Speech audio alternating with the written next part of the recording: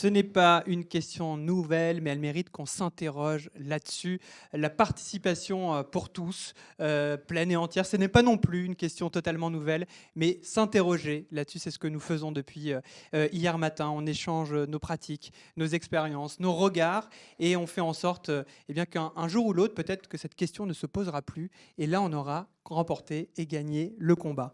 Pour ceux qui étaient avec nous tout à l'heure, on est parti sur l'exploration des rêves de nos intervenants. Et Sylviane nous disait il faut savoir faire germer une idée. Ça, c'était la première partie. Quand on fait germer une idée, il faut aussi semer et puis il faut voir comment ça pousse, comment on fait sur le terrain et sur les territoires. Et ça va être un peu l'objet de cette table ronde, cette seconde table ronde qui est donc un prolongement. Alors, on va déjà voir si le dispositif technique est en place. C'est une habitude. Est-ce que Arnaud de Broca est avec nous? Est-ce qu'il nous reçoit? On vous reçoit 5 sur 5. Bonjour. Bonjour, alors vous êtes président du collectif Handicap, merci d'être avec nous. On a Ronald Maire aussi. Ronald. Ronald, vous avez votre micro fermé. Oui, c'est bon. Bonjour à tous. Bonjour, vous êtes directeur de région de la fondation OVE, hein, c'est bien ça? C'est ça, c'est bien Voilà. ça. Et non pas OVH, parce que si je dis OVH, Pascal qui est à la technique risque d'avoir des surfrades et avec des craquages de serveurs. Donc merci d'être avec nous. Et nous avons. Comment? Ah oui, non, parce que j'ai Agnès qui souffle, qui ici, Agnès Batiani, qui est directrice générale des PEP, membre au Conseil national d'orientation des cités éducatives et qui remplace Sylvie Charrière, qui s'excuse car elle n'a pas pu venir pour des raisons de santé. Merci Agnès d'être avec nous. Et vous disiez, puisque vous êtes un petit peu, vous êtes complètement des PEP, alors peut-être que vous pouvez introduire notre dernier participant. Merci. Donc, Étienne Butzbach, qui est aussi membre du Conseil national d'orientation et d'évaluation des cités éducatives, qui est là et qui est surtout vice-président de la Ligue de l'enseignement. Je suis très heureuse de l'accueillir, un vieux compagnon de route et également ancien maire de Belfort. Donc, il a plein de choses à nous dire. Je le sais, parce qu'il parle beaucoup aussi, il fait attention. Alors, Étienne, bonjour, et j'espère que déjà vous n'allez pas mal prendre le côté vieux compagnon de route. Je pense que par vieux, ce que Agnès entendait, c'est fidèle, surtout. Oui, donc, il faut toujours se méfier des amis de 30 ans. Moi, j'ai un grand plaisir. Merci d'abord de votre invitation. Bonjour à toutes et à tous. Alors, Agnès, c'est l'hôpital qui se fout de la charité, parce que quand elle dit que je parle beaucoup, non, je plaisante. Mais c'est parce qu'on a aussi peut-être, on a la prétention de penser qu'on a deux, trois choses qu'on peut dire. Mais moi, je suis déjà là aussi pour converser avec vous. Merci pour votre invitation encore. Je pense qu'on a plus que jamais besoin de ces débats collectifs aujourd'hui dans un monde qui est en quête de sens. Et je pense que nous sommes capables, nous, mouvement d'éducation populaire, de pouvoir aussi réinjecter un peu de sens dans tout ça. Évidemment, on va essayer c'est ce qu'on essaye de faire depuis hier, d'injecter du sens. N'hésitez pas à prendre la parole et à parler. Justement, on n'est pas dans une urgence médiatique qui parfois laisse aux intervenants que 30 secondes pour s'exprimer. Là, vous avez le temps de développer vos actions et votre pensée, notamment dans les premiers propos, pour qu'on comprenne bien les contours de l'organisation que vous représentez. Car je rappelle que ceux et celles qui nous regardent ne sont pas forcément experts de tous les champs. Alors, on va commencer, pourquoi pas, par Ronald Maire qui nous explique ce que c'est que OVE et quelles sont ses fonctions, les missions d'OVE et ses enjeux. Alors, je vous remercie sincèrement. Je suis très heureux d'être à cette table ronde parce que vraiment la thématique qui est choisie, je la trouve très intéressante. Je trouve qu'on doit vraiment essayer de reparler de la question des territoires. Ça fait vraiment partie des enjeux de demain. Donc, je vous remercie. Je remercie vraiment chaleureusement les PEP pour leur invitation. Je tiens à remercier aussi Madame la Présidente Dominique Gillot qui, par son engagement, œuvre dans le secteur, mais aussi remercier vraiment les PEP qui se mobilisent dans les territoires pour répondre au mieux aux besoins des personnes. Ensuite, j'ai une pensée chaleureuse pour les PEP 67, 76, Jean-Marc Rimbert et toute son équipe qui actuellement vivent un moment un peu compliqué avec la perte de leur président. Et vraiment, je tiens à vraiment me lier à eux et leur transmettre vraiment les meilleures pensées et leur souhaiter vraiment bon courage. Euh, Avant de revenir, je pense que présenter un peu la Fondation VE, alors très rapidement, hein, je pourrais développer, mais la Fondation VE, c'est une centaine d'établissements, c'est 5000 personnes accompagnées, c'est à peu près 2500 salariés. Donc, c'est vrai que nous, on est quand même dans une organisation où on est beaucoup plus sur sur un champ médico-social, notamment sur le champ de l'enfance. Donc, on a des établissements qui sont de l'ITEP, qui sont des CMPP. On a également des établissements qui sont sur le handicap adulte à travers des femmes et des masses. Plus précisément, moi, je m'occupe des territoires Grand Ouest, donc en Normandie, Pays de Loire, et on travaille sur des actions, notamment avec des établissements comme ITEP, CMPP, femmes, et puis des nouveaux outils hein, comme les DITEP.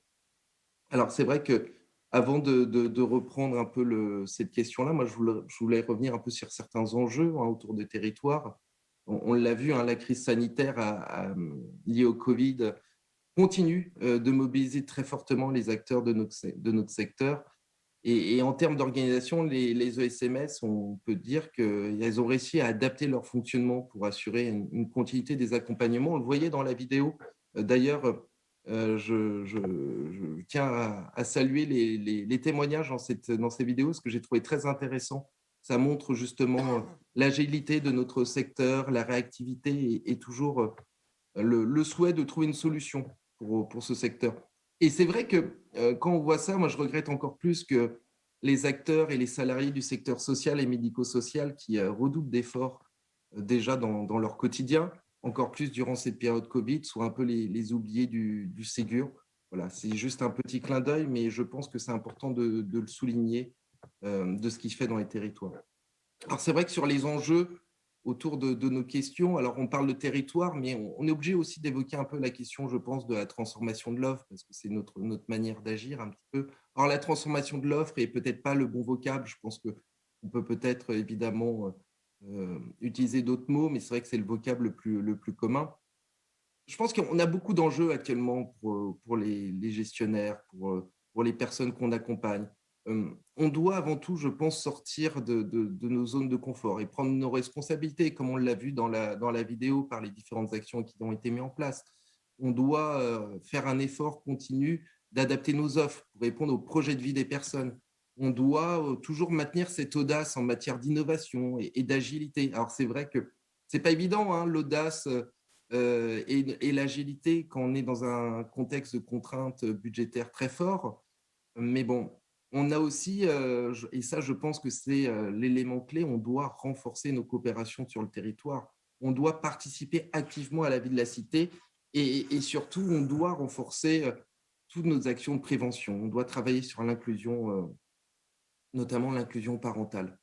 Euh, j'ai c'est important pour moi ce sujet, donc je me permets de l'évoquer. Je pense également qu'il y a certains dogmes qui doivent changer dans notre secteur. Historiquement, on a été beaucoup dans une entrée au guichet et là, on doit vraiment aller vers l'aller vers afin de mieux accompagner les personnes dans leur lieu de vie et permettre aussi cette inclusion qui nécessite un décloisonnement fort de notre secteur, alors, un décloisonnement même au sein du secteur des solidarités, mais aussi en développant des partenariats institutionnels, mais qui vont au-delà de nos champs de compétences, qui vont au-delà des autorités de tarification et de contrôle.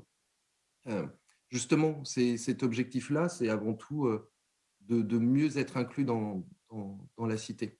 Alors, c'est pareil, je tiens quand même à souligner aussi que cette transformation de l'offre, elle ne peut pas être guidée uniquement par le prisme financier. Ça, c'est quelque chose qui est très compliqué. On ne peut pas, ce n'est pas possible. Il faut aussi accompagner les acteurs de ce secteur parce que là, il y a beaucoup de choses qui bougent. Et c'est vrai qu'il faut réussir à accompagner nos salariés en les soutenant et aussi en rendant un secteur toujours plus attractif. Alors, on a une attractivité des projets, on a une attractivité, une dynamique hein, sur les territoires de toujours vouloir avancer. Mais c'est vrai que voilà, faut quand même s'interroger aussi de ce prisme financier qui, malheureusement, à mon regret, c'est toujours un peu la même entrée. Je vais quand même dire un petit mot sur le CEPOM. Je pense que le CEPOM peut être un instrument un outil très intéressant. Mais Alors, voilà. faut vulgariser un petit peu quand même, Alors, le Ronald. CPOM, excusez-moi, le contrat pluriannuel d'objectifs et de moyens, donc c'est un peu la contractualisation qui existe entre nos autorités de contrôle, donc l'Agence régionale de santé, des conseils départementaux, qui nous lie à eux. Voilà. Et alors, en fait, en tant que gestionnaire, on a des objectifs à tenir dans le cadre de ce CPOM. Le problème, c'est qu'actuellement, ce CPOM, je pense que même si l'outil est intéressant, il ne nous permet pas tout le temps d'avoir cette agilité de réactivité. Et ça, je pense que c'est quelque chose qui est très important. Alors, agilité de réactivité, pourquoi? C'est tout simplement pour essayer de répondre au mieux aux besoins des personnes et d'être dans cette démarche, comment dire, plus individualisée. Alors, là, on va revenir un peu plus sur notre sujet. Je m'excuse, hein, je m'excuse un peu pour ces digressions, mais je pense que c'est important pour resituer un peu le différent sujet. Mais l'inclusion dans la cité, ça, c'est l'enjeu. C'est vraiment l'enjeu de demain. On doit surtout mieux prendre en compte les territoires et ses ressources, ses spécificités. Je pense que les actions qu'on peut porter à Luçon, en Vendée, en Martinique, en Normandie ou sur des territoires métropolitains diffèrent, voilà, tout simplement. On a des enjeux qui diffèrent et c'est vrai qu'on doit renforcer cette prise en compte, je pense. Alors, nous, on l'a dans nos actions, mais c'est vrai que nos autorités doivent peut-être un peu plus différencier les difficultés et les avantages des différents territoires. Merci. Et Pardon. oui. Non, pardon, vous n'avez pas terminé, Ronald, mais on a le temps de développer. Hein, on a le temps de développer. C'était juste, vous vouliez peut-être, je vous laisse terminer peut-être votre phrase et puis après on Non, mais rentrera dans voilà, le cœur des problématiques. juste pour, oui, juste pour terminer, vraiment, je pense qu'on doit faire appel vraiment à notre conscience collective pour réussir à avancer vers une société toujours plus inclusive et à l'écoute de l'autre. Je pense que c'est vraiment un enjeu qui impacte, enfin, qui concerne nous, acteurs des solidarités, mais également chaque acteur de la société. Voilà. Excusez-moi, j'étais un petit peu long, mais je pensais que c'était important. Tout va bien, tout va bien. Arnaud de Broca, vous êtes président du collectif Handicap. Vous pouvez nous expliquer aussi le rôle de ce collectif, son périmètre, son territoire aussi de compétences? Eh bien, tout à fait. Merci une fois encore pour l'invitation. Alors, le collectif handicap, enfin handicap plutôt avec un S, comme vous le voyez affiché, signifie bien qu'on représente tous les types de handicap. Le collectif handicap est une association qui a été créée il y a maintenant un an et demi, et qui prend la suite de ce qu'on appelait avant le comité d'entente des associations de personnes handicapées. Mais par la création de ce collectif, les associations membres, une cinquantaine à ce jour, dont la FGPEP qui organise ces journées en ce moment, toutes ces associations-là ont souhaité, je dirais, franchir un cap supplémentaire justement dans la question de la participation et de la représentation des associations de personnes handicapées et des personnes handicapées et de leurs familles. Un cap supplémentaire en se structurant, en y mettant aussi des moyens humains, avec le souhait de travailler beaucoup plus ensemble et peut-être de ne pas aller toujours de manière dispersée à la fois au plan national, mais ce n'est pas le sujet de la table ronde, mais aussi au plan local, pour pouvoir porter une voix commune et la porter et la faire entendre. C'est d'ailleurs notre slogan, une voix à faire entendre. Mais c'est vraiment l'idée, et c'est en ça que le collectif handicap, finalement, est bien dans votre thématique de ce matin, c'est-à-dire que c'est la vraie volonté des associations de se constituer, de se renforcer, de mieux travailler ensemble pour mieux participer aux différentes politiques publiques. Alors, par rapport à l'échelon territorial, nous, on n'a pas véritablement d'échelon dans les territoires, si ce n'est évidemment toutes nos associations, enfin, ou beaucoup de nos associations en tout cas, sont alors, avec des structures juridiques différentes, mais ont des représentations dans les régions, dans les départements, parfois même encore en dessous, dans les communes. Mais on travaille, et ça a été le souhait, et en tout cas dans notre programme de travail dès notre création, le fait de créer des liens que l'on développe, que l'on construit en ce moment avec des collectifs départementaux et régionaux d'associations de personnes handicapées. Parce que évidemment, il nous semble, et je pense qu'on y reviendra peut-être tout à l'heure dans le reste de la table ronde, mais il nous semble essentiel de pouvoir appuyer la participation des associations et des personnes handicapées au plan national par la force de la représentation et de la participation au plan territorial et tous les niveaux pouvant s'alimenter. Donc on n'a pas en tant que tel des collectifs départementaux, régionaux, mais beaucoup existent. On est en train de les identifier. D'ailleurs, si parmi ceux qui nous écoutent, vous gérez, participez, travaillez avec des collectifs départementaux ou régionaux d'associations de personnes handicapées, n'hésitez pas à nous faire remonter parce qu'on est aussi en train de mettre en place une cartographie pour travailler véritablement avec eux et être efficace tant au plan national que dans les territoires. Merci beaucoup Arnaud de Broca. Et puis si jamais on voit des candidatures qui se manifestent par rapport à notre public, on pourra faire confiance à Jacques Guyard pour nous les relayer. Et j'en profite pour dire que Jacques, qui est là, vice-président des PEP, attend aussi vos questions sur cette table ronde, puisque la participation est encore une fois et pour toujours un maître mot. Étienne Dusbach, vous participez vous aussi à cette table ronde en tant que vice-président de la Ligue de l'enseignement. Vous pouvez nous expliquer un petit peu les contours de cette Ligue de l'enseignement pour ceux qui ne connaissent pas encore? Vaste problème. Tout d'abord, un salut très amical à Jacques, parce que je ne le vois pas, moi, dans le champ. Et ça me fait plaisir de savoir qu'il est là, hein, qui est aussi un vieux complice, si je ose m'exprimer ainsi. Entendons fidèle, hein, oui, maintenant. la Dès qu'on Ligue dit vieux, c'est d'enseignement. fidèle. Je pense que comme ça, tout le monde Voilà, sera content. voilà, c'est quand même mieux. Ce serait quand même mieux qu'on puisse se voir en présentiel. Salut Jacques, hein, ça fait Bientôt. vraiment très plaisir de te voir. Parce que c'est ça aussi, hein, nos mouvements, c'est aussi des hommes et des femmes et c'est les relations que nous pouvons construire. Ben, la Ligue d'enseignement, c'est une vieille maison, hein, puisqu'elle a fêté ses 150 ans il y a quelques années, 1866, hein, sa création. Trois éléments essentiels qui la caractérisent, à mon sens. D'abord, c'est une confédération d'associations. C'est d'ailleurs un des paradoxes intéressants, c'est que la Ligue, c'est d'abord des cercles, c'est d'abord le terrain, c'est l'enracinement sur le terrain, j'y reviendrai rapidement, avant d'ailleurs sur des territoires, mais c'est d'abord ce terrain. Et puis c'est une confédération d'associations, c'est-à-dire que c'est des fédérations départementales, c'est des associations affiliées.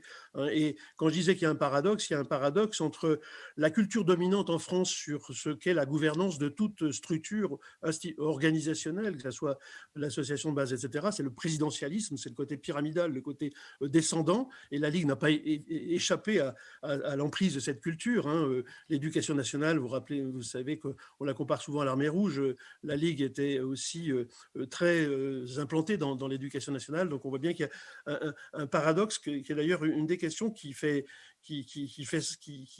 travailler la Ligue aujourd'hui, c'est comment aller jusqu'au bout et faire que dans ses fonctionnements, la Ligue soit réellement à l'écho de ses intentions de confédération. Donc ça, c'est le premier élément. Le deuxième élément, j'évoquais l'enracinement sur le terrain. Hein. C'est vrai que la Ligue n'a de légitimité que par les actions concrètes qu'elle mène sur le terrain, qui sont multiformes. C'est au sein de l'école, dans le poste et périscolaire. Ça va aussi des fois dans des champs qui sont proches des vôtres, des PEP, qui sont les questions du médico-social. Donc un panel d'interventions extrêmement importante. Mais je crois que ce qui est très important, c'est ça, c'est que c'est un enracinement territorial, en plus, qui est sur l'ensemble métropolitain, dans les territoires ultramarins aussi, hein, et jusque des fois au plus profond des campagnes, comme on dit hein, aujourd'hui. Et puis, le dernier élément, qui n'est pas le moindre, c'est une association qui est d'abord ancrée sur des valeurs hein, et qui nous rassemblent au sein de l'éducation populaire, qui sont les valeurs d'une république en acte, hein, pas cette espèce de viatique républicain que chacun professe, alors que cette république est des fois malheureusement trop absente dans certaines politiques publiques. Donc voilà, hein, c'est pour aller vite sur la Ligue. Donc cette question de l'action publique territoriale est quelque chose qui nous préoccupe au premier point. Hein. Un des volets, le temps nous est compté, donc je vais aller à l'essentiel, mais des manifestations importantes de cette approche territorialisée, c'est notre réflexion depuis plus de 20 ans, et même dès les années 80 d'ailleurs, sur la territorialisation de l'action éducative et à travers le développement des projets éducatifs territoriaux, des projets éducatifs locaux, etc. Et de la façon dont on peut mobiliser la communauté éducative pour pouvoir répondre aux besoins éducatifs de l'enfant et des jeunes et dans l'ensemble des temps de l'éducation formelle, non formelle, informelle. La Ligue, historiquement, c'est aussi la mobilisation pour l'école, pour un vrai service public de l'école, et on sait combien cette école a encore à faire pour être réellement une école de la République. C'est la question de la refondation de l'école qui a été brutalement interrompue ces dernières années est une question centrale aujourd'hui. Comment redonner sens à cette institution et qu'elle soit véritablement l'école de la République. Mais au-delà de l'école, c'est la prise en compte aussi de la famille, bien sûr, mais aussi des temps de l'éducation non formelle dans lesquels nous sommes extrêmement actifs au niveau de nos associations. Donc, cette question des territoires est très importante. Elle est très importante aussi parce qu'on voit bien qu'avec la décentralisation, avec la montée en puissance des collectivités territoriales dans leur capacité à pouvoir agir localement et mener des politiques publiques ambitieuses, le paysage aussi s'est transformé ces 20-30 dernières années et nous oblige aussi à réaffirmer comment dire, la capacité de nos associations à pouvoir être des acteurs à part entière de ces politiques publiques. Avec un problème auquel on a été confronté ces dernières années, c'est aussi la question de la municipalisation, enfin je veux dire de l'action publique territoriale et la tentation pour un certain nombre de collectivités de pouvoir finalement se passer de l'acteur associatif ou de le considérer comme un simple prestataire, là où il faudrait que nous soyons réellement des partenaires de cette action publique. Donc je crois qu'il y a déjà là un premier champ de débat sur le fait que la reconsidération de nos partenaires, les collectivités notamment, sur le fait que nous soyons des partenaires et pas des prestataires. C'est valable aussi vis-à-vis de l'État. Un des débats au niveau de la Ligue, c'était de savoir si la Ligue devait être une espèce d'agence d'exécution des politiques gouvernementales ou être réellement un partenaire qui puisse être dans la co-construction de ces politiques publiques.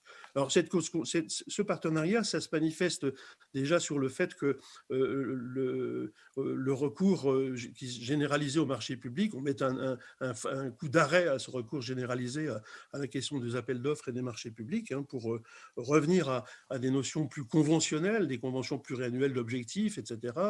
Le fait de la prise en compte aussi sur le plan financier des frais fixes, je veux dire, du fonctionnement nécessaire de base des associations. Je pense par exemple aussi, ça peut être aussi sous la forme d'apport à nature. Je pense quand des collectivités mettent en place des maisons des associations qui permettent d'héberger justement les associations en réduisant leurs frais fixes.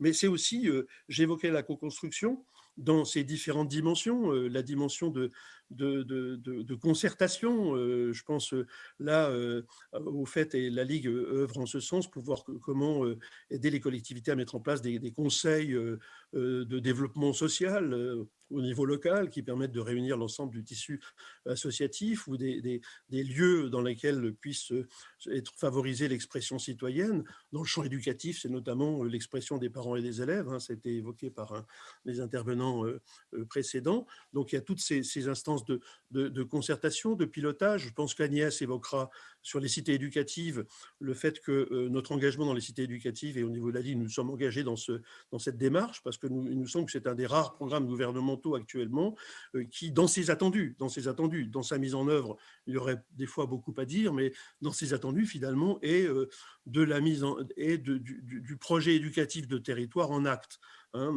Arrivant à intégrer justement ces trois dimensions de l'éducation formelle, non formelle, informelle qu'il est nécessaire de prendre en compte.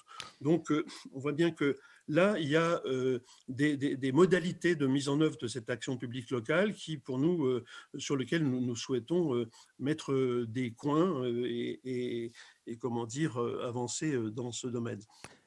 Autre élément. Pour finir peut-être, Étienne, comme ça on garde un peu de temps pour croiser nos regards, nos expériences, nos échanges. Mais on vous écoute.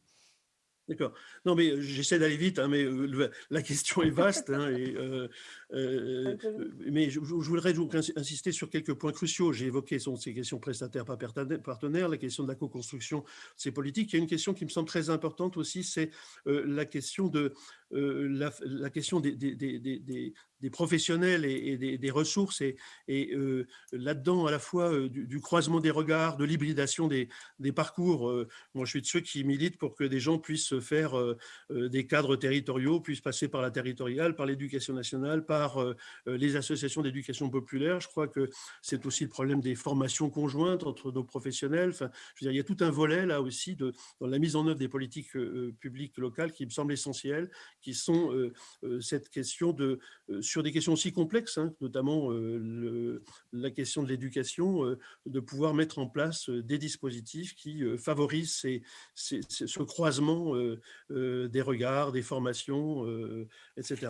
Et puis, un point aussi qui me semble très important et qui nous intéresse, et au niveau de la Ligue sur lequel nous travaillons aussi, c'est la façon dont les questions d'évaluation, les questions d'observatoire, les questions de recherche-action, enfin la façon dont on peut favoriser le caractère auto-évaluatif et réflexif des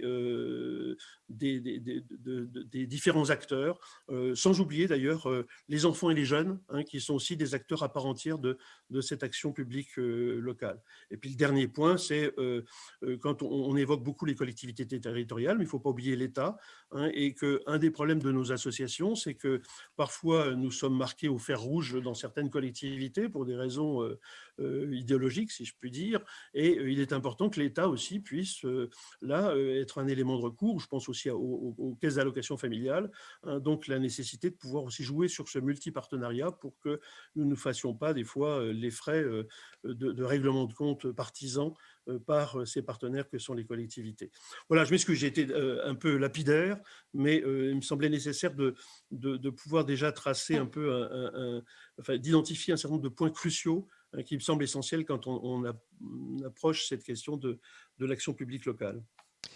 Merci beaucoup, Étienne, et je vous rassure, vous avez été quand même lapidaire, mais complet en même temps. Et c'est ça aussi, parfois, l'éducation, c'est arriver à comprendre les nuances et parfois les paradoxes.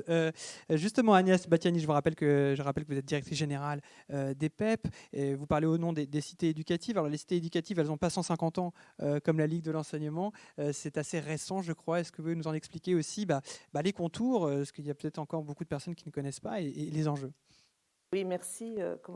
Alors, naturellement, je ne remplace pas complètement Madame Charrière, hein. Je vais aborder cela du point de vue de la Fédération générale des PEP, hein, qui s'est engagée dans ce dispositif dès sa création, même un petit peu avant, parce que les cités éducatives, c'est un dispositif qui a été prôné, présenté une première fois dans le rapport Borloo de 2018, pardon, qui, à un moment donné, se pose une problématique importante et qui est en résonance avec le sujet d'étude de nos journées. C'est la question du vivre ensemble et de la participation des personnes. Et donc, il a inventorié au travers d'un certain nombre de différentes propositions auxquelles les PEP ont participé, notamment sur le volet de la question de la mobilité dans les quartiers prioritaires politiques de la ville, essayer effectivement de repenser finalement l'action publique pour permettre effectivement à ce que chaque personne puisse prendre la parole, jouer pleinement son rôle d'acteur, mais aussi d'auteur. Je crois que ça, c'est aussi quelque chose d'important qu'on a entendu chez mes collègues qui sont intervenus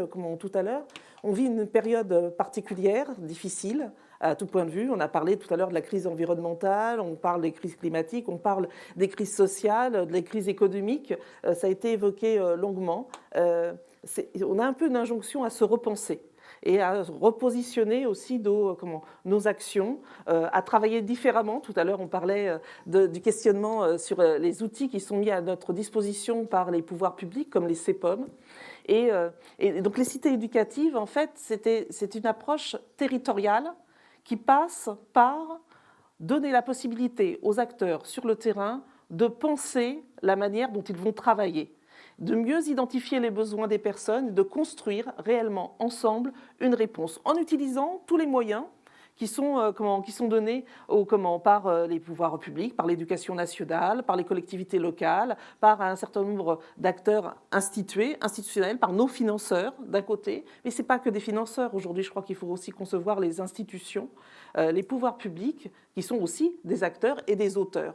Et donc, notre collaboration avec eux à l'échelle locale peut permettre effectivement de mieux répondre aux vrais besoins, excusez-moi le vrai pour le vrai qui est un peu simplificateur, mais en tout cas avoir une écoute des problématiques, trouver ensemble des solutions, inventer des solutions en utilisant ce que le droit commun, comme on l'appelle au niveau des financements, nous permettent, et puis titiller, notamment au sein du Conseil national d'orientation et d'évaluation justement des cités éducatives qui a été créé il y a à peine un an et demi, c'est tout récent, titiller les institutions, titiller l'éducation nationale, titiller nos collègues de l'Agence nationale de cohésion des territoires, donc dans le cadre de la politique de la ville, pour ajuster tous les dispositifs qui existent.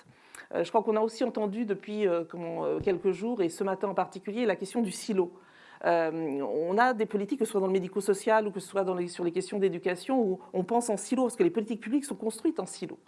Et il nous faut aujourd'hui, avec le territoire, avoir une approche beaucoup plus pragmatique, beaucoup plus territorialisée, puisque c'est l'objet. Et donc ces cités éducatives, elles doivent couvrir tous les champs, le handicap, tout ça aussi bien que les questions d'éducation. Oui, l'école inclusive doit être une réalité à l'échelle locale dans les quartiers prioritaires politiques de la ville. Et là, je crois qu'on a une belle opportunité.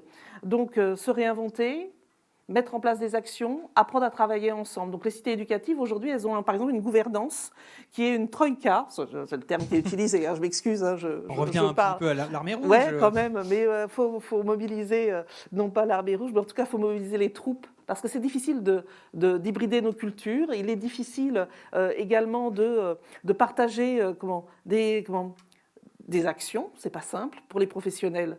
Ils ont l'habitude de travailler seuls, avec leur professionnalité. D'un seul coup, il faut travailler avec d'autres qui n'ont pas la même professionnalité, d'autres qui ont une autre culture, une autre approche, qui ont une autre légitimité. Et je crois que là aussi, on a quelque chose à travailler.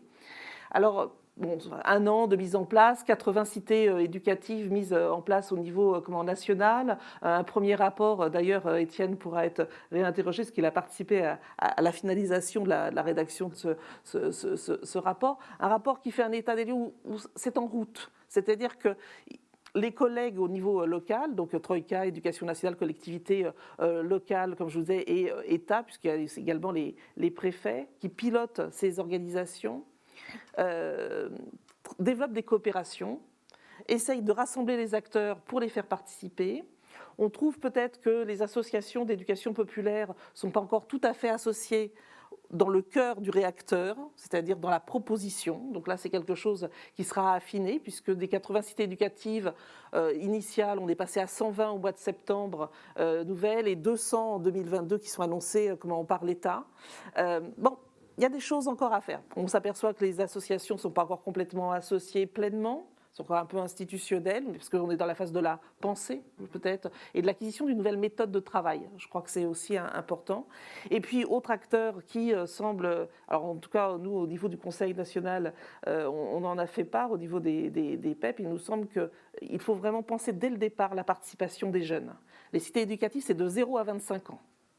Il faut que les jeunes de 0 à 25 ans puissent participer, ainsi que les familles. On ne peut pas penser l'action territorialisée pour répondre aux besoins sans les personnes. En tout cas, c'est dans ce cadre-là que les PEP essayent de travailler, sortir des silos, faire qu'on prenne la globalité de l'enfant et de son parcours, et du jeune et de son parcours dans la société, et leur permettre d'être leur propre auteur de leur parcours. Je crois que c'est ça qu'on recherche au travers de ce nouveau dispositif qui est innovant pour les politiques publiques, parce qu'on n'est pas en silo, on est en train de se mettre ensemble sur le territoire pour réagir. Et donc j'appelle tous mes collègues du médico-social et de l'éducation populaire à renforcer aussi nos coopérations dans ce cadre. Là aussi, un appel a donc été lancé par Agnès. Ce qui est intéressant quand même avec les cités éducatives, c'est qu'on est dans... Vous avez prononcé plusieurs fois le mot d'auteur. Quand on est auteur, on pense à l'auteur d'une histoire. On n'est pas très loin de l'auteur d'un imaginaire. Et ce qui est intéressant avec les cités éducatives, c'est qu'on est finalement dans l'imaginaire, parce que ces cités, faut le construire. Et en même temps, c'est ce lieu qu'on imagine, qui est un lieu fictif de cohésion. Et en tout cas, le mot de cohésion, on l'a entendu chez chacun d'entre vous, cette recherche de cohésion cohésion, tout comme le slogan d'Étienne que je reprendrai. Je dis slogan parce qu'il sonne bien, il est rythmé, qui dit partenaire et non prestataire. Et je crois que ça vaut pour chacun d'entre nous, parce qu'être partenaire, c'est être à l'écoute les uns des autres, sans rapport de hiérarchie ou d'attente. Et cette horizontalité qu'on cherche beaucoup, notamment sur les territoires, car le territoire est plat, est horizontal, et m'amène à quelques pas vers Jacques, qui va reprendre une question des internautes, ou peut-être une question qui vient de lui-même, dont il est le propre auteur. Nous verrons.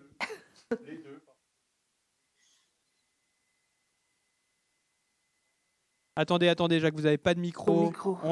Je l'ai. Ah, voilà. Je dis, nos auditeurs se reconnaissent parfaitement dans ce qui a été dit, ce qui est normal, puisqu'ils font le même. Nous faisons tous le même travail. Nous essayons d'accompagner les jeunes des cités, les jeunes en situation de handicap, en maladie. Nous essayons de les accompagner vers l'autonomie, vers la pleine réalisation d'eux-mêmes. Et donc, il y a vraiment là-dessus convergence totale. Le problème, c'est comment y arriver. Comment sortir de ces silos dont parlait tout de suite Agnès. Comment aboutir au croisement des regards professionnels dont parlait Étienne tout à l'heure, qui est nécessaire et difficile à réaliser. Par exemple, je prends une question concrète qui a été posée. Qu'est-ce qu'on pense des CPOM, contrats pluriannuels d'objectifs et de moyens, plurifinanceurs? Nous avons quelques expériences dans ce domaine où un département, une ARS, d'autres collectivités s'associent pour conventionner avec nous sur une démarche en faveur, alors par exemple, de jeunes en situation de handicap. Mais cette démarche nous paraît intéressante parce qu'elle oblige à discuter. C'est-à-dire que ce n'est pas un marché qui tombe, c'est un marché qu'on définit ensemble. Alors peut-être que Ronald peut répondre à cette question, puisque c'est quasiment lui qui m'a appris le terme de CPOM. Pour moi, c'était du CPOM, c'était de la dermatologie ou du cosmétique. Et je vois que toutes ces politiques n'ont rien de cosmétique. Ronald. Alors, non, moi je suis... j'aime beaucoup les propos que j'entends. Ça donne du baume au cœur, je trouve, parce que ça montre aussi qu'il y a quand même une dynamique d'ensemble des acteurs, des solidarités. Alors, le CPOM, vaste question. Je ne sais pas, j'ai combien de temps pour y répondre? Non, peu, Ronald, peu, mais bien, non, vous savez le faire. Non, mais je me doute bien. Mais en fait, si vous voulez, le CPOM, en fait, c'est complexe parce que pour le coup, ça dépend des territoires. Et évidemment, la contractualisation avec plusieurs autorités de tarification différentes, avec un conseil départemental et un ARS, peuvent très bien se passer, comme on peut avoir des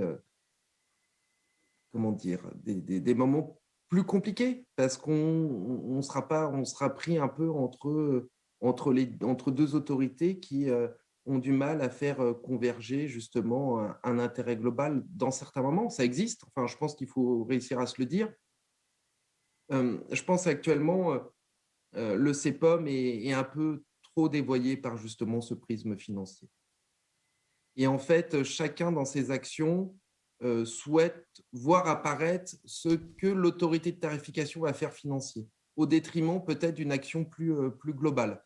Je pense que l'avenir du CPOM, ça nécessite qu'on puisse aussi faire signer d'autres autorités de tarification, justement, comme vous le dites, sur la question de la vie dans la cité, si on veut aller sur ce chemin-là. Il ne faut pas qu'on soit que dans un retour d'objectifs, d'indicateurs et de résultats. C'est important parce que c'est important parce qu'il y a c'est du financement public, donc on se doit, nous gestionnaires et les autorités de tarification se doivent aussi d'être vigilantes sur ça, d'être carrés. Ça, je le conçois complètement et je pense que c'est quelque chose qui est très important. Mais c'est vrai que par moment, on a quand même une approche, on revoit un peu cette approche en silo qu'on peut avoir, c'est-à-dire que vous avez un FAM. Le FAM, c'est une double tarification ARS. Vous parlez d'un foyer d'accueil médicalisé, hein? Foyer d'accueil médicalisé. Oui, je fais la traduction. Non, pas du tout, Agnès. Je l'avais, femme. Je l'avais. Autant c'est pas non, mais femme, je l'avais. On peut voir que justement, voilà, l'ARS va vouloir juste financer sa partie qui l'impacte. Le CD va faire la même chose. C'est un peu la problématique. Donc, c'est vrai que quand on a des exemples concrets du Ségur où on a des primes ou autres, ou la prime Covid qui revient sur l'ARS qui va financer, le CD ne va pas vouloir financer, non, ça crée des tensions dans les établissements. Et c'est vrai que ça nuit aussi à la dynamique de projet. Voilà. Ensuite, on a des CEPOM qui se passent très, très bien, qui sont dans une vraie dynamique territoriale. Les CEPOM qui fonctionnent le mieux, c'est les CEPOM qui sont ancrés dans les territoires. Et je pense que dans le CEPOM, l'analyse, elle doit être croisée. Elle doit être une analyse croisée entre des autorités de tarification, entre le gestionnaire, mais aussi entre les personnes qui sont accompagnées. Et c'est vrai que dans le CEPOM, on devrait peut-être plus laisser la parole et la place aux personnes qui sont accompagnées. Et justement, ça permettrait peut-être de faire évoluer un dogme qui appartient à notre secteur, c'est d'arrêter de faire à la place des personnes, mais de faire avec les personnes. Et ça, je pense que c'est ça la véritable transformation de l'offre qu'on a. Mais on le fait, mais il faut le mettre encore plus en valeur. Ok, merci Ronald. Alors si je résume peut-être l'avant-dernier de vos propos, c'est donc bien dans les territoires que les CEPOM portent leurs fruits. Ok, on va donc demander à Arnaud de Broca peut-être là-dessus une réaction par rapport à cette... ouais, même si, je reviens à Ronald, ce que vous disiez, on revient encore à cette idée de prestataire et pas partenaire, hein, finalement. Quand on a un fléchage financier d'une institution unique qui va attendre finalement, je vais être très vulgaire, d'en avoir pour son argent. Quand on est justement sur quelque chose, pour reprendre la question de pluri-financier, donc d'un coup déjà ça s'interroge pour savoir pourquoi autant de partenaires participent au financement. Ça veut dire que déjà la problématique elle est globale, donc ça œuvre sans doute pour une meilleure cohésion. Quel est votre point de vue là-dessus, Arnaud de Broca? À vrai dire, c'est pas forcément le sujet sur lequel je voulais intervenir. Parce prenez que, votre sujet. non, enfin, je ne veux pas imposer mon sujet, mais je veux dire, par rapport à la question de la participation des personnes, pour moi, ça dépasse la question des CEPOM, évidemment. Je veux dire, quand on parle dans les territoires, de comment on peut faciliter, encourager la participation des personnes et de leur association, ça relève de beaucoup d'autres sujets. Moi, pour revenir sur des choses qui ont été dites, moi, je partage évidemment le souhait, la demande qui est historique dans la plupart des associations de personnes handicapées, dont certaines ont fait leur centenaire cette année ou dans les prochaines années. Et elles se sont créées toutes justement pour faciliter la participation et la représentation des personnes handicapées. Moi, il me semble que, par rapport à ce que j'ai entendu, l'aspect co-construction, l'aspect partenaire mais pas prestataire est évidemment essentiel dans les demandes. Par contre, moi, le sentiment que j'ai, alors je vais le dire peut-être de manière un peu provocatrice, mais enfin, c'est aussi pour faire Pour faire débattre entendre peut-être, votre voix. Pour faire entendre votre voix. j'ai l'impression que on n'a jamais autant parlé de participation, de société inclusive, et on n'en a jamais aussi peu fait. Je veux dire, la participation dans les territoires des personnes handicapées et de leurs associations est quand même, à mon avis, très compliquée. Alors, on n'a jamais eu autant d'instances. Il y a des instances où il y a des réunions. Maintenant, elles sont beaucoup en visio, parfois inaccessibles d'ailleurs. Mais donc, on a des instances. Mais ce n'est pas parce qu'il y a des instances, ce n'est pas parce qu'on les réunit pour projeter une présentation PowerPoint, faire des grandes déclarations, qu'on a, à mon avis, répondu à la question essentielle de la participation et de la co-construction des politiques publiques, y compris dans les territoires, que ce soit au plan national ou dans les territoires. Donc, je pense qu'on a encore beaucoup à travailler pour que la question de la participation ne soit pas simplement, je dirais, un effet de mode, un prétexte, mais qu'on mette un peu de réalité à l'intérieur. Et pour faire ça, à mon avis, ça nécessite aussi des conditions que l'on met pas assez en avant. Je veux dire, faire participer des personnes handicapées, des jeunes en situation de handicap, ça nécessite de travailler sur la formation, de travailler des représentants, il faut souvent des accompagnants, il faut travailler sur l'accessibilité, il faut aussi travailler peut-être sur les moyens qui sont donnés en termes d'outils, y compris de remboursement de frais de déplacement. J'ai le souvenir que dans un certain nombre d'instances, les seuls qui ne sont pas indemnisés de leurs frais de déplacement, c'est comme par hasard les représentants des associations. Donc la participation, à mon avis, elle nécessite quand même un certain nombre de conditions qui, je ne pense, ne sont pas réunies. Et je ne voudrais pas qu'on soit simplement dans un effet mode ou se dire simplement on fait des instances. Donc, c'est parfait, on a réglé le problème. Mm. Et on le voit d'autant plus dans la crise, ça a été évoqué un peu tout à l'heure. La crise telle qu'elle est maintenant, à mon avis, a montré à quel point la participation pouvait être simplement, dans un certain nombre de cas, un effet de mode, c'est-à-dire que parce que c'est plus simple en période de crise, on réduit le nombre de concertations, on réduit le nombre d'associations associées à un certain nombre d'instances, on réduit, on ne prend pas forcément en compte les avis des personnes handicapées ou de leur situation. Et donc, on voit bien que finalement, dès qu'un événement imprévu arrive, et qui est un événement largement imprévu et évidemment très, très important, mais on aboutit finalement à ce que tout ce qu'on a pu mettre en place sur la participation, à mon avis, ne tient plus beaucoup la route. Donc, il faut vraiment travailler sur la réalité de cette participation et comment on peut la mettre davantage en réalité. Je pense aussi, nous, ce qu'on voit sur les questions de handicap, c'est qu'en termes de participation, on a tendance à limiter la participation des personnes handicapées et de leurs associations aux sujets liés au handicap, ce qui est déjà beaucoup, ce qui ne se fait pas toujours très bien, comme j'ai déjà dit, mais ce qui, à mon avis, n'est pas suffisant. C'est-à-dire qu'une personne handicapée, un jeune handicapé, c'est un jeune comme tout le monde, et donc il doit aussi être associé à la totalité des sujets qui concernent tous les citoyens. Et donc réduire la participation des personnes handicapées et de leurs associations à des questions liées au handicap, à des questions liées à l'accessibilité, ce qui est déjà beaucoup. Je ne dis pas qu'il ne faut pas le faire, au contraire, je dis qu'il faut le faire plus. Et je dis qu'il ne faut pas faire que ça. Je pense que dans les territoires, il y a beaucoup de sujets, beaucoup de politiques qui devraient être davantage travaillés avec les associations de personnes handicapées et qui ne le sont pas assez. Donc, c'est pour ça que par rapport à la question sur les CEPOM, pour moi, le sujet de la participation dépasse beaucoup la question aussi du CEPOM, des financeurs, des gestionnaires, etc.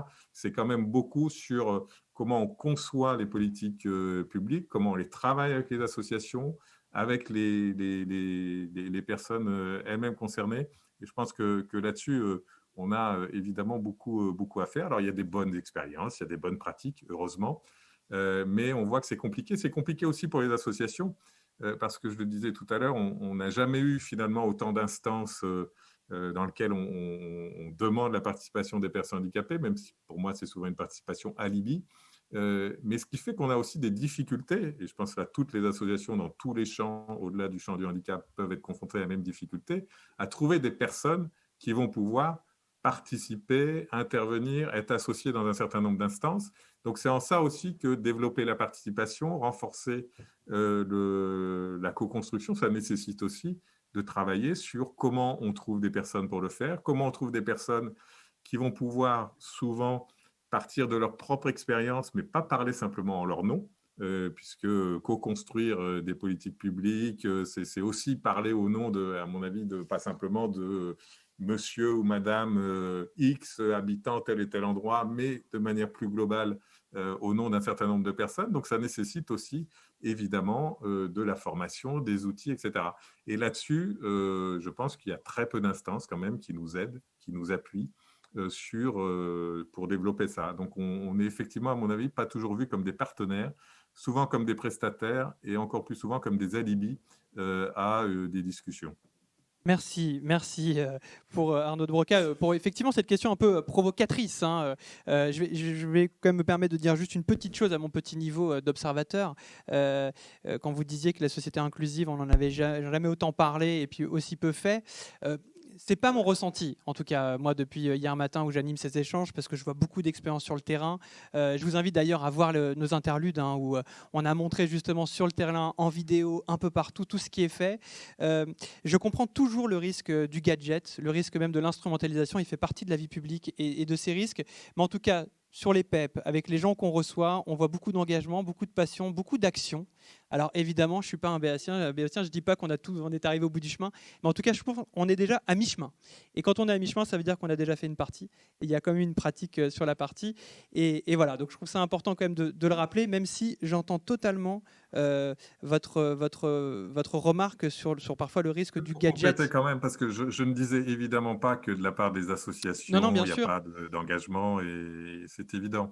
Par contre, je pense qu'on met le mot inclusif un peu à toutes les sauces, de la part des politiques, des collectivités dans les territoires, puisque c'est la thématique de notre table ronde, qu'on met aussi la participation un peu à toutes les sauces, et qu'en réalité, derrière, parfois, c'est plus des mots que des réalités, sur la Oui, participation notamment. oui, bien sûr. Et je pense qu'il y a ce point de vue-là. Évidemment, les associations travaillent sur une société plus inclusive, et heureusement qu'elles sont là pour la faire avancer. Et ça sera encore un vaste débat, de se dire est-ce qu'il ne vaut pas mieux qu'on en parle trop, quitte à ce que soit gadget, que pas du tout, et que ce soit des mots qui soient oubliés dans l'invisibilité. Mais ça pourrait faire l'objet d'une autre table ronde et d'une autre conférence. Pourquoi pas à un autre moment. Agnès, vous avez peut-être une réaction par rapport à tout ce qui a été dit. Notamment, je reprends aussi ce que Arnaud de Broca disait sur le CEP, qu'il faut dépasser sa simple personne pour parler des sujets qui nous intéressent. Et c'est un petit peu d'ailleurs ce qu'on fait dans les tables rondes, puisqu'on ne fait pas des tables rondes handicap, jeunesse, personnes âgées. Là aussi, on croise. Je pense effectivement que c'est difficile l'apprentissage de la démocratie, ça on le sait de manière générale et depuis très longtemps.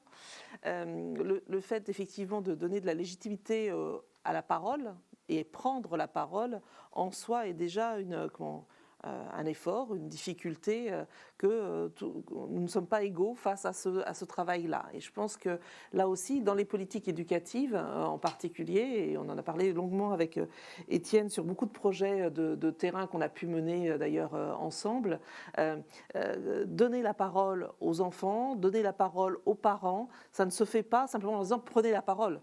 Il faut effectivement tout un processus, toute une démarche. Alors dans le domaine du développement local et dans le domaine du développement territorial, qui est aussi un aspect du travail des PEP, puisqu'on intervient dans de nombreux territoires avec ces démarches qui ne sont pas celles du médico-social.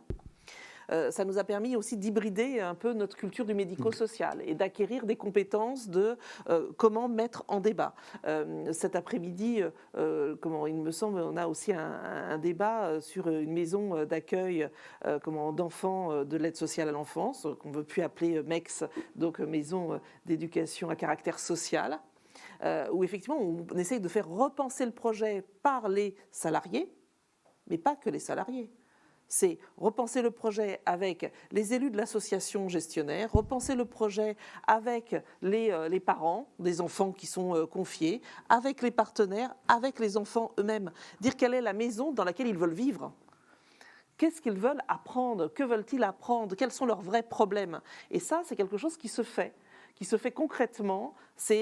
Alors c'est sûr que c'est pas bling bling, ça on le voit pas, on le voit de l'extérieur massivement, mais je pense que c'est là où on finit par donner de la valeur à la parole de chacun, et en donnant de la valeur à la parole de chacun, petit à petit, la question de cette parole est légitime par rapport au pouvoir public. Et nos partenaires, je pense par exemple au conseil départemental qui participera d'ailleurs à la table ronde également, a entendu ce message, c'est qu'on ne peut plus faire les politiques publiques en disant voilà le cadre, il faut que ça passe du terrain. Et le terrain, c'est pas simplement l'association, c'est pas simplement les professionnels, c'est aussi les personnes qui sont concernées par les actions, et au premier chef, c'est leur problème, c'est le nôtre, parce que politiquement, on intègre tout ça. Mais je crois qu'il faut revenir à notre juste place, qui est une place d'accompagnement, d'appui, de mise en valeur, de donner la capacité aux autres, à tous et à nous-mêmes, de construire un discours qui pèse dans la démocratie aujourd'hui, voilà, et joue pleinement son rôle. Et puis c'est vrai qu'il faut aussi accepter que c'est une tâche difficile, complexe.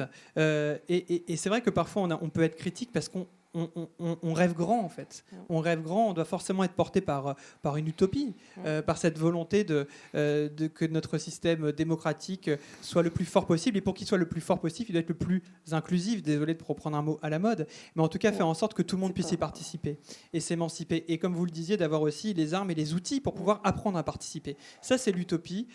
Par définition, l'utopie, on n'y arrive pas. Mais au moins, on la cherche. C'est un cap et c'est ce qui doit tous nous réunir. En tout cas, comme le rêve a beaucoup été présent depuis le début de ces tables rondes, il faut apprendre à rêver grand parce que si on rêve petit, on peut déjà dire qu'on tombe dans le cauchemar. Étienne Busbach, est-ce que vous avez justement une réaction par rapport à ce qui vient d'être dit ? Oui, plusieurs séries de remarques. D'abord sur la question du CPOM, des CPOM. Pour moi, les CPOM doivent être la traduction finalement contractuelle de la convergence de deux projets, ou de plusieurs projets, celui de la collectivité ou des partenaires publics et celui de l'association qui est porteuse de ce projet. Là, on rejoint cette question de l'utopie ou de la question de l'imaginaire ou de la question de la projection. Ce projet, pour nous, c'est d'où l'importance d'ailleurs que nous arrivions à le rendre lisible et visible.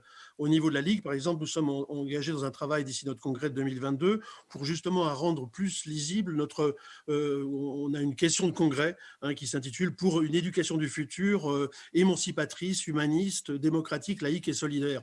C'est de voir comment aujourd'hui, c'est quoi finalement l'éducation du 21e siècle telle qu'on la pense, dans laquelle il y a l'école, mais il n'y a pas que l'école, comme je l'ai dit, il y a aussi l'ensemble de ces temps éducatifs et aussi l'éducation tout au long de la vie. Donc, cette question du projet est pour moi une question absolument essentielle. Elle doit être au cœur de la réflexion qu'on doit mener. Et c'est en ce sens-là. Alors, je voudrais revenir aussi sur la question des cités éducatives pour voir, comme l'a dit Agnès, j'ai participé largement à la rédaction du rapport qui va être publié dans les prochains jours des cités éducatives. On met l'accent sur... Il y a 3 points sur lesquels qui me semblent essentiels, sur lesquels on travaille. La question d'abord d'un réel pilotage partenarial institutionnel, c'est-à-dire c'est les liens entre l'éducation nationale, l'État, les collectivités, et dans un rapport équilibré, que ce ne soit pas l'un qui prime sur l'autre. Et on voit bien combien c'est difficile et que dans le cadre des cités éducatives, la notion de chef de file qui est confiée à un principal de collège, celle de chef de projet opérationnel dont on ne sait pas très bien parfois où il se situe, seront des éléments déterminants pour faire que la cité éducative soit pilotée institutionnellement de façon réellement partenariale. Il y a un deuxième point qui nous semble absolument essentiel, mais ce qui est la question de l'enrôlement des acteurs. L'enrôlement des acteurs, c'est aussi bien les familles, c'est aussi bien les professionnels. Parlons des enseignants, par exemple. On sait qu'il y a encore beaucoup à faire pour que l'éducation nationale puisse faire que chaque enseignant puisse se sentir partie prenante et se sentir dans comment dire, la mobilisation éducative qu'il doit y avoir sur le territoire. Et puis, il y a un troisième élément, c'est la question de la parole des jeunes et des enfants.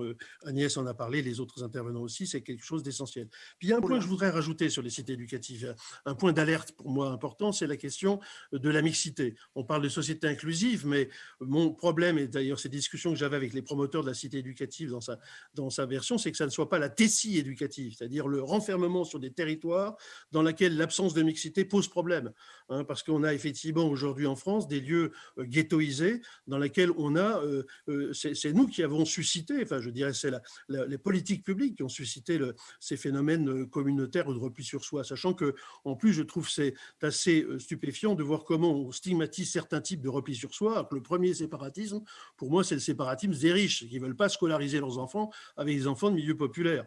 Donc là il y a un vrai enjeu sur la question de la mixité sociale, notamment dans les établissements scolaires, qui devrait être une de nos préoccupations majeures quand on voit comment dans certains établissements aujourd'hui, on a effectivement concentré des enfants de milieux dits défavorisés, etc.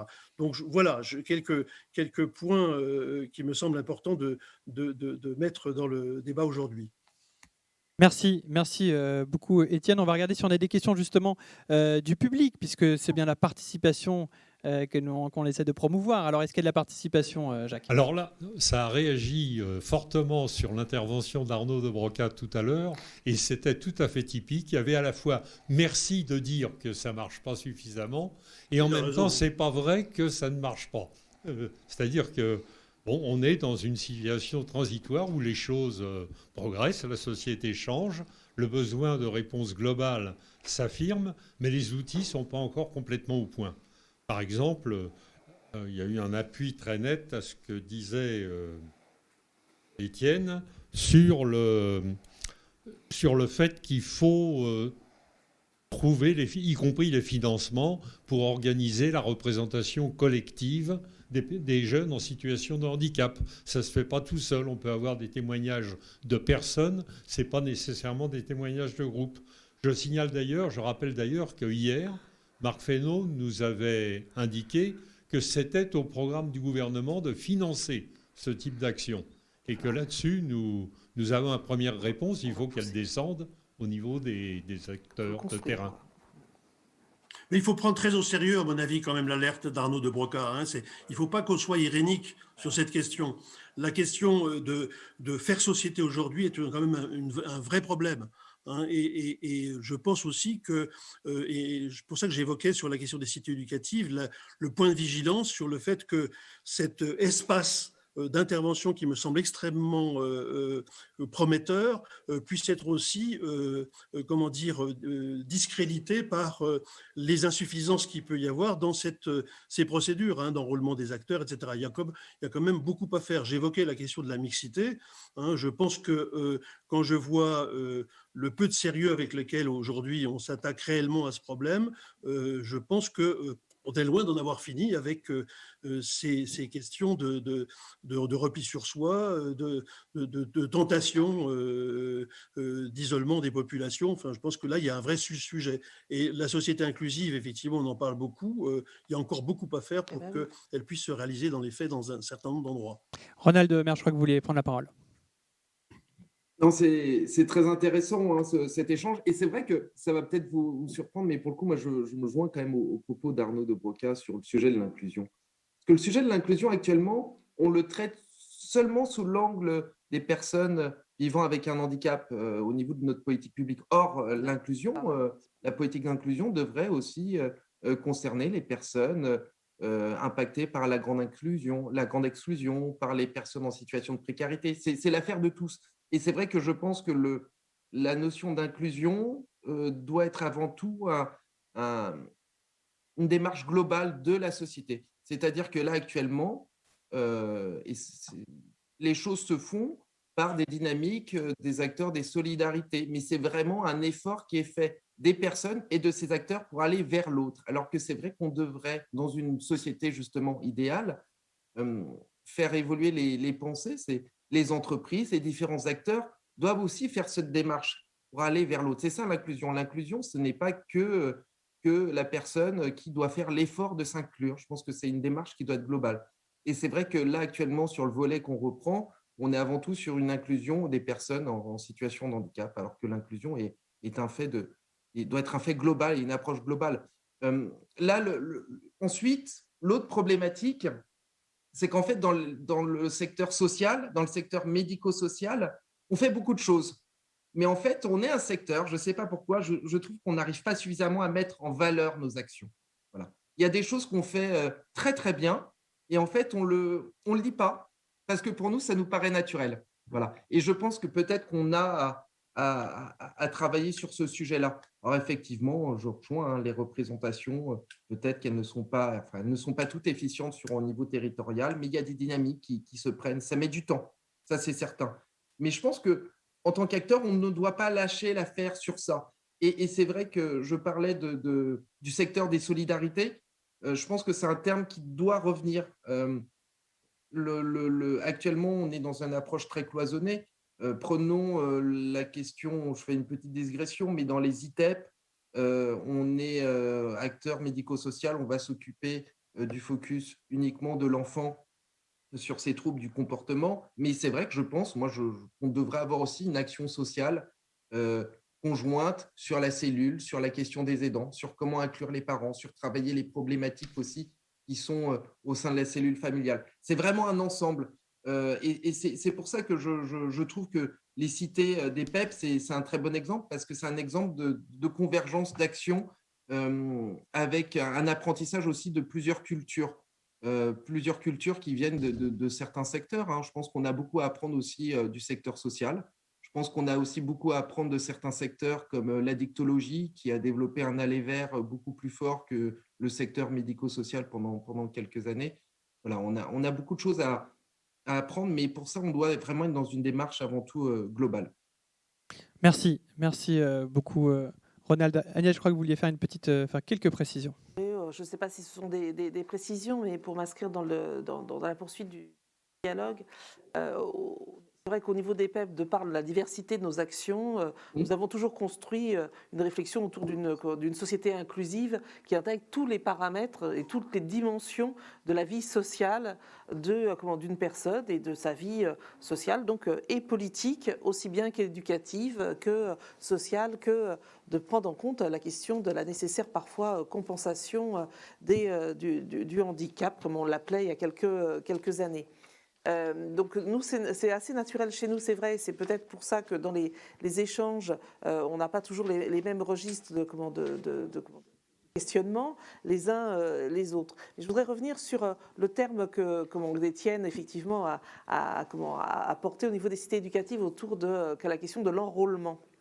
J'aime pas ce terme-là personnellement, enrôlement, parce qu'il renvoie aussi à un imaginaire où on va enrôler les gens. Alors c'est un côté militaire, un peu de propagande, oui, c'est ça. En même temps, ce terme, c'est d'ailleurs donner un rôle à chacun.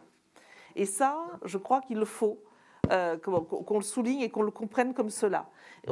Participer, c'est une urgente obligation pour nous tous, pour être citoyen, pour affirmer notre citoyenneté. C'est pas être enrôlé par un parti politique, c'est pas être enrôlé par une politique publique, c'est pas soutenir tel ou tel qui aurait avancé une idée à laquelle on participe ou on contribue ou qui nous semble intéressante, ne serait-ce que cela. L'enrôlement, c'est vraiment la question de l'engagement à jouer un rôle. Et je dirais qu'il nous faut aujourd'hui questionner les pouvoirs publics sur nous laisser jouer le rôle qui est nécessaire pour que collectivement on puisse avancer. Et donc dans le médico-social, on est aussi un petit peu là-dedans, que chacun joue son rôle pleinement, mais qu'on n'oublie pas que le premier rôle, c'est pas l'association, ce n'est pas les pouvoirs publics, c'est la personne pour laquelle effectivement il y a une problématique à traiter. Alors problématique, c'est pas un terme non plus très très heureux, je vous l'accorde, mais en tout cas une dimension de lui donner sa place dans la société, c'est lui donner sa place pour qu'elle puisse la prendre et comme elle le veut. Donc je crois qu'il y a cette dimension-là à travailler dans nos propos, quel que soit le secteur d'activité dans lequel nous sommes. Il faut qu'on retravaille, je pense, nous, associations représentant des personnes ou donnant la parole aux personnes, sur ce nécessaire travail sur un regard d'égale dignité, l'égale dignité des personnes dans tous les processus de politique publique, même s'il y a des financeurs d'un côté. Le financeur, il ne fait pas tout seul. Il ne peut pas, à part donner de l'argent pour faire, il donne des moyens. Le CEPOM, c'est d'objectifs et de moyens, mais il ne donne pas le sens de l'action. Et donc, il faut qu'on se ressente sur le projet dans ce cadre-là, ce qui nous demande pas mal d'agilité aux uns et aux autres, parce que ça nous fait construire peut-être une relation différente avec nos partenaires aussi. Et avec les personnes pour lesquelles nous essayons d'agir aussi avec eux. Enfin, dernier point, dans les cités éducatives, on dit souvent qu'on reprend un proverbe africain qui est assez sympa, c'est qu'il faut tout un village pour élever un enfant. Alors c'est pour les enfants qu'on dit ça, voilà. Moi je pense qu'il faut que le village des citoyens, là pour le coup, se mobilise pour eux-mêmes. Oui, c'était une très belle formule. Il faut tout un village pour élever un enfant. Encore faut-il que chacun dans le village puisse trouver sa place. Et encore faut-il qu'on leur laisse la place de pouvoir s'exprimer au sein du village. C'est vrai que ça peut résumer assez bien tout ce qu'on vient de se dire. Arnaud, lève la main comme en classe. Ça, je suis bien élevé. Non, moi, je voulais réagir à peut-être 2-3 choses. Et puis, juste petite précision, Arnaud, bien sûr, je vous laisse réagir, mais on doit rendre l'antenne dans 6 minutes. C'est juste pour dire que voilà, on est sur les dernières minutes de ces échanges pour que vous en ayez tous cette notion. Je ferai court, rassurez-vous. Non, moi, je partage complètement ce qui a été dit sur le fait que, évidemment, la participation, l'inclusion, peut-être que on le connaît bien dans le champ du handicap, mais que, évidemment, ça concerne tous les autres champs. Et pour avoir aussi d'autres casquettes et aussi une activité professionnelle dans un autre champ, je vois bien dans quelle mesure la participation dans les questions de solidarité, de précarité et d'autres types de chances ont encore un chantier encore moins abouti, je dirais, que ce qu'il C'est est vrai. peut-être pour les personnes handicapées actuellement. Moi, je rebondis aussi sur ce qui vient d'être dit sur la place de la personne. Évidemment, c'est central. Toutes les associations se battent pour ça. Mais pour moi, la question de la participation, à mon avis, elle pose aussi quand même la question de la place des associations. Et donc des corps intermédiaires dont on n'a finalement peut-être pas tant parlé que ça aujourd'hui, c'est-à-dire comment on allie la participation des personnes elles-mêmes et la participation des associations, ce qui, à mon avis, nécessite aussi peut-être un certain nombre d'associations de se re-questionner. Mais on voit bien qu'il y a aussi une tentation, me semble-t-il, de passer outre ce qu'on appelle les corps intermédiaires, ce qui, à mon avis, n'est pas forcément garanti une meilleure participation. Alors peut-être ça permet de dire qu'on donne la participation directement aux personnes, ce qu'il faut travailler, ce qu'il faut faire avec les associations. Mais je pense que passer à travers les associations, enfin outre les associations plutôt, et ce qu'on voit à la fois en politique nationale mais aussi dans les territoires, et à mon avis n'est pas forcément un bon signe de participation. Et pour conclure, puisque j'ai bien compris que ce serait mon dernier mot, je reprends ce qu'a dit Ronald Maire, c'est-à-dire il ne faut rien lâcher, et rassurez-vous, le collectif handicap ne va rien lâcher, tant au plan national et régional, pour que la participation devienne une vraie réalité, parce que je pense que, mais j'ai déjà dit, la participation, elle ne se décrète pas, elle s'organise, c'est un vrai projet de société, c'est une vraie organisation, c'est des moyens derrière, et il ne suffit pas de le dire pour que ça se fasse. Donc on comptait sur nous pour ne rien lâcher. Et on compte sur vous, on n'en doute pas un seul instant, Arnaud, de votre engagement. Et c'est vrai que très rapidement, pour reprendre la dernière idée que vous venez de soulever, qui est une idée très importante, et je crois l'idée de se passer des corps intermédiaires, et je crois que malheureusement la crise sanitaire a d'une certaine manière amplifié encore ce phénomène de rendre finalement les corps intermédiaires presque invisibles, ou de penser qu'on peut s'en passer. Et lorsqu'on voit justement tous les échanges que l'on a depuis hier, on se rend compte à quel point ces corps intermédiaires sont intéressants, et ils le sont d'autant plus quand ils arrivent à se remettre en question. Et c'est ça ce qu'on vient d'essayer de faire, notamment au cours de cette table ronde. Si j'étais... Oui. Je veux dire juste un petit mot là pour. Alors, Non, parce que Étienne, pas de problème. Juste, il y aura une contrainte, parce que la vie est faite de contraintes. Vous avez 2 minutes.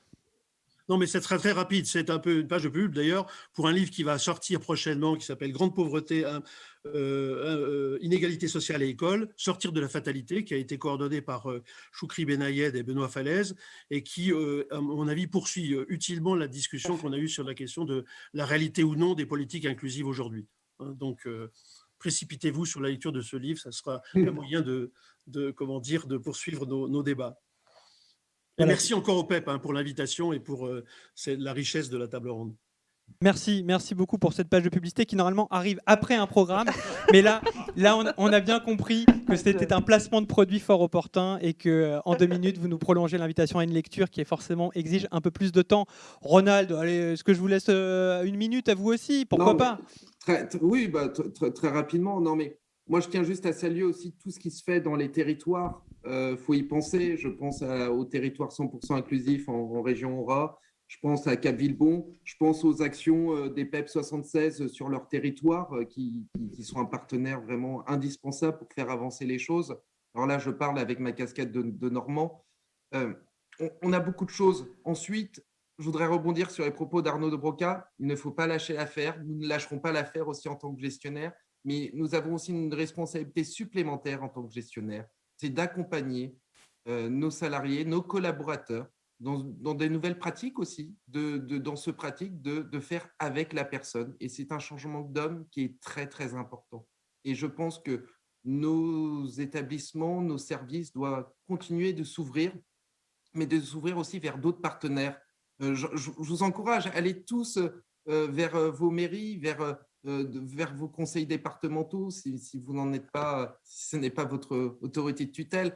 Tournez-vous vers les partenaires extérieurs, tournez-vous vers les entreprises pour apporter cette dynamique d'insertion, pour apporter cette dynamique d'inclusion parentale, pour lutter aussi contre les violences conjugales. C'est des choses qui existent. On a des enfants qui souffrent de ça.